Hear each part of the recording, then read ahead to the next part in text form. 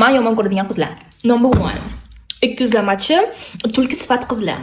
Shundan o'tib ketganda dumini burningga liqillatib, asablaringni qitiqlaydigan qizlar bo'ladi-yu. Ana quruqda gaplashganda, ayniqsa bolalarning oldida ovozini ikkitadan pasaytirib, bir narsaga, men shunaqa bezuvchinda aksiraman. Qo'ysanglar-chi, agar sen shunaqa bezuvchinda aksirsang, men o'zimni tualetning bo'lmagiga osaman. Plastik xo'rlar va yolg'onchilar. Yo, qanaqa qatini nima qildim, o'zgarda sen menga vashye farqi yo'q, lekin qilgan narsamni qilmadim deb tursang, bu vapshe уже. Yo, men o'zi tabiatdan shunaqa tug'ilganman, da. Tabiatga shunaqa tug'ilishing uchun nechta pul bergansan? Qildingmi? Qildim. Mana rosa shokka qilganman. Mana. Qilganman. Halol to'yda qildiraman.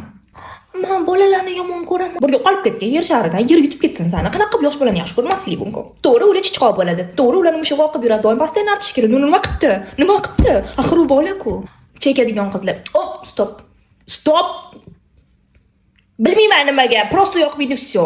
Men bunaqalarni befarosat, betartib, sassiqchalar deb atayman. Odamam shunaqa bardak bo'ladimi? Qanaqa qilib itam o'tirayotgan joyini dumi bilan tozalab keyin o'tirar ekan. Sanchi, mayli kartoshka ekma. Mayli ering uchun tozalama, qayning uchun tozalama. O'zing uchun o'tirgan joyingni paratkalab qo'y, shunaqa ham irkit sassiq bo'ladimi? Господи. Endi sizlar aytinglar, qanaqa qizlarni yomon ko'rasizlar, kommentariyada kutaman.